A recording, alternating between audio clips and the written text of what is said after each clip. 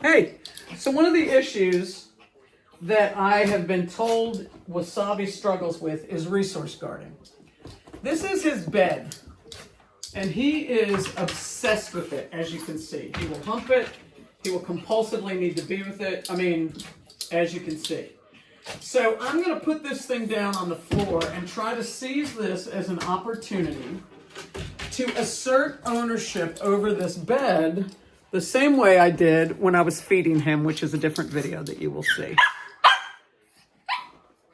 What I'm going to do to own is I'm going to apply spatial pressure, which means I'm going to walk into his personal space and require him to back up and stay back from the bed. Doing that, requiring space, establishes my ownership of the bed, establishes my leadership, and tells him it's not his business. Why would I do that? Because the act of doing that gives a dog clarity, provides leadership, and helps their brain relax. So what we want to see is, and this may take a few minutes, or a lot more than that. This may take a few minutes, but if we achieve this, we will see his energy go down. And then I know that he and I are starting to have a conversation. We're building a relationship. Now, because he also is a biter, I have this is a Cesar Millan technique. I hold this in front of my legs to protect me in the event that he makes a run for it to bite. Not to use it outwardly. So what I'm going to do is drop it behind me.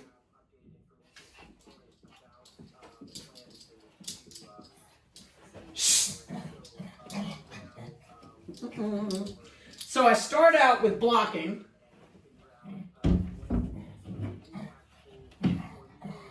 And I want him to perceive my body as the block, not the tennis racket. Although the tennis racket does help me cover more area. Now, I start by blocking, but then I move to spatial pressure, which is what you see here. Walking into him and causing him to back up. Can you see that? Let's see. Let's move over here. Now, spatial pressure. Now, when I back him up, I pick a marker for myself. The corner of the coffee table, for example. He's going to leave, but he'll be back. When he comes from this direction, I could make it this foot on the weight bench. It doesn't matter where my marker is, but that marker becomes my invisible boundary.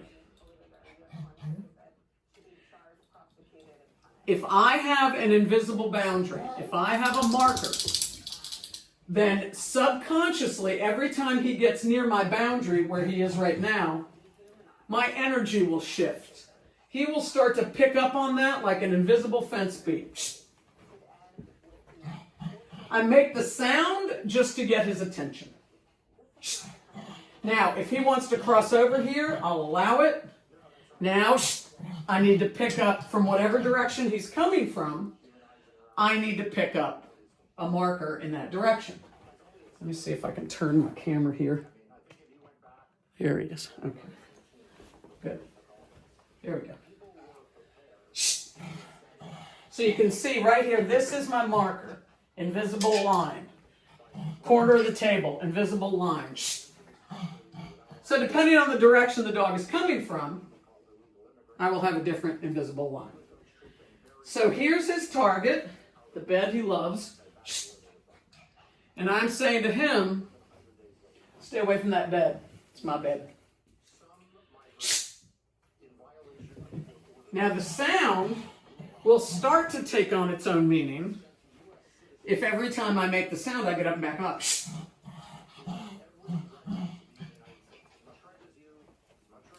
What you'll notice is he starts to give a little more distance each time.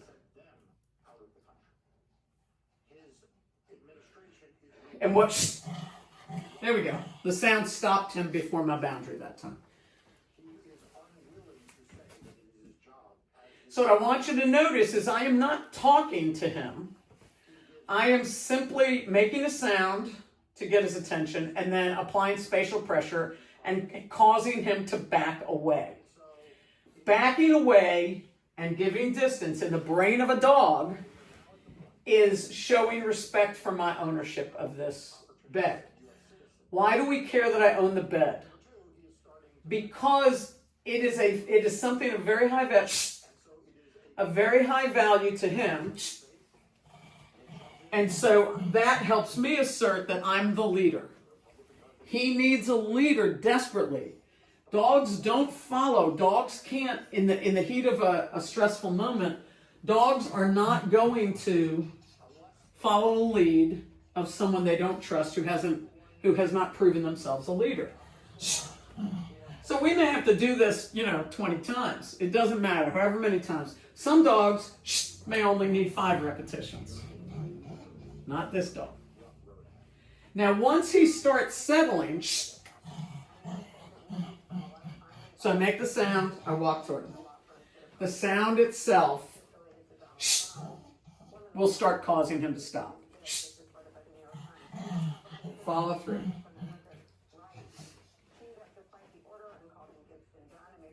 So now I'm putting the tennis racket down because he is not showing,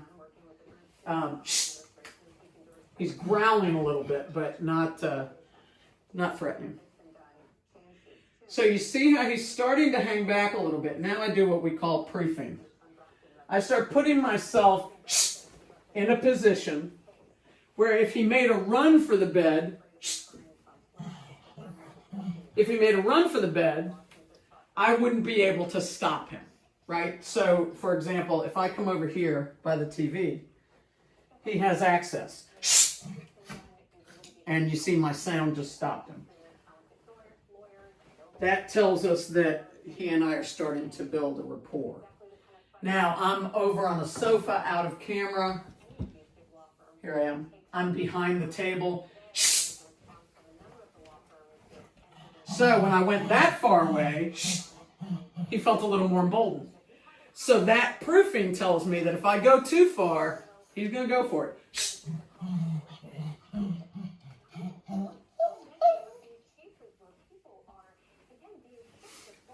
And again.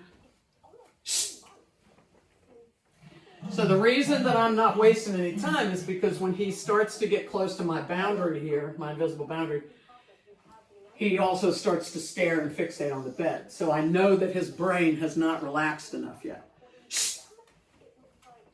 If he's staring and fixating, we're not there. Right now he's talking to me. So what's good, you probably can't see that, but is that when I walk around, his eyes follow me. That's good. But as he moves in and gets a little closer, he returns to fixating on the bed.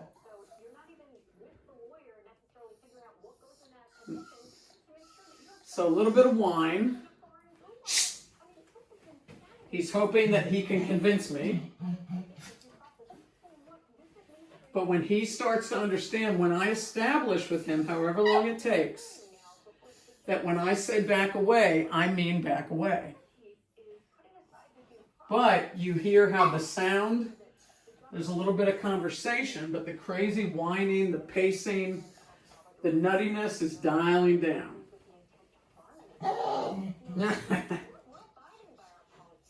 So depending on the dog, dogs will go through all manner of antics. Sometimes dogs they'll go lay down and act like, okay, we're done. And then they'll come back at it. Other dogs, so now you hear the bark. How now he's turning into a begging. Now he's begging. So he's lost his more confrontational energy. And now he's doing the little cutie dog.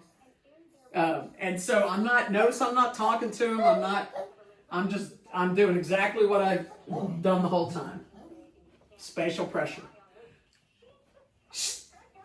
Notice too, I don't hover over the bed. I'm not guarding it. I'm not a goalie. I may play goalie at first and block him. But after he backs up, I walk away from the bed and from him. I'm going to try a different sound.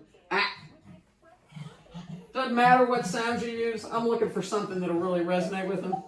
Looks like it doesn't matter which sound I use.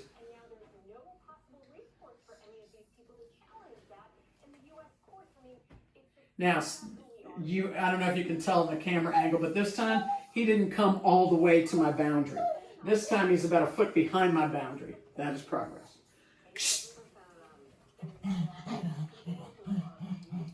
Now, if I'm thinking to myself, he's relentless. He's gonna make me do this for 45 minutes. What I will do is move my boundary back. Say to him, go further back. So in this case, I'll just make it the threshold of the door that he's standing behind. So I'm going to now tell him, don't even come out of that room.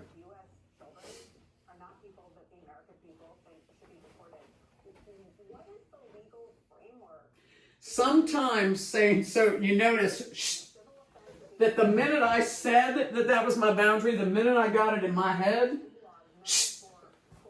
it was almost as if he picked up on it right then. So I don't care what he does back there. He just isn't allowed to come out.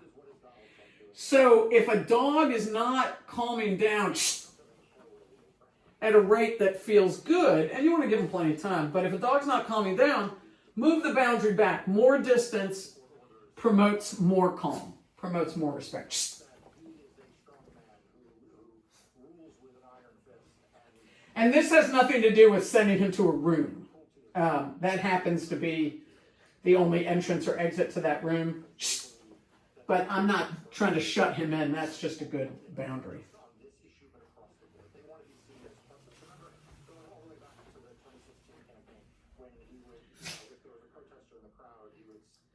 So you can see him back there, starting to settle, starting to poke around. Almost now he's just starting to get busy with other things, like he's moving on to other activities.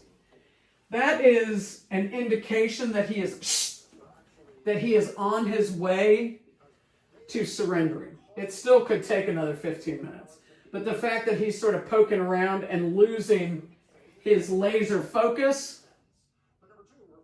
on the bed is a good sign. Now, I do not think I'm going to keep this camera running for the next 15 minutes. But you get the idea. Now he's busy in there. All right, more later. That was good. Good boy. Look at him.